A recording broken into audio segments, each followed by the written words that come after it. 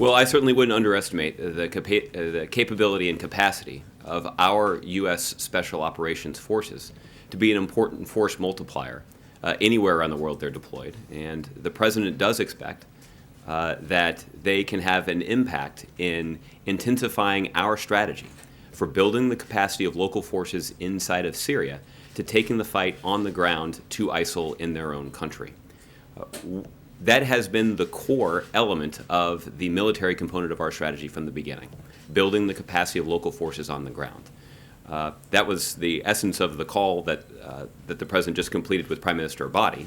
The United States and our coalition partners have worked effectively with the central government of Iraq. They've got command and control of Iraqi security forces in that country, and because of training and advice and assistance that the United States and our coalition partners have been able to offer to those Iraqi security forces, we built up the capacity of Iraqi security forces to be more effective on the battlefield inside of Iraq. The situation in Syria is quite different. The United States and our coalition partners do not have a central government with whom we can partner.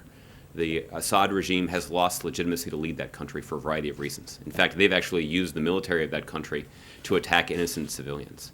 So what the United States and our coalition partners have been focused on doing is enhancing the capacity of moderate opposition forces on the ground inside of Syria. There are already a variety of ways that you already know about that the United States and our coalition partners have offered assistance to those forces. Some of those efforts have included carrying out military airstrikes in support of their operations on the ground.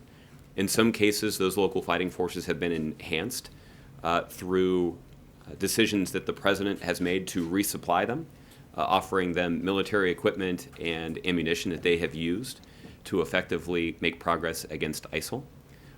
When it comes to northern Syria in particular, we have seen moderate opposition forces inside of Syria who have driven ISIL out of Kobani. You'll recall a few months ago that some of these opposition forces were under siege in Kobani. After being resupplied by the United States military, these forces didn't just drive ISIL out of Kobani, they drove them out of the broader region.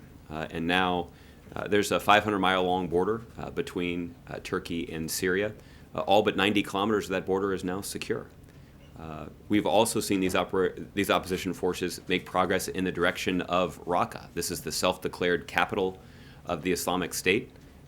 There are now moderate opposition forces that are 45 kilometers outside of Raqqa. So there's been important progress that's been made in this area, and the decision that the President has made is to further intensify our support for those forces that have made that progress against ISIL. And all along we have indicated that the President is prepared to intensify those elements of our strategy that are showing promise. Obviously, our support for moderate opposition forces in northern Syria have made progress against ISIL. They've shown promise, and that progress would not have been possible without our support. We've also demonstrated a willingness to scale back our investment in those aspects of the strategy that have not yielded progress. There's a lot of discussion in this room a couple of weeks ago about the Train and Equip program that wasn't yielding the kind of results that we would like, and the President announced a significant change to that element of our strategy. So that was a long answer, but I just want to give you the full context of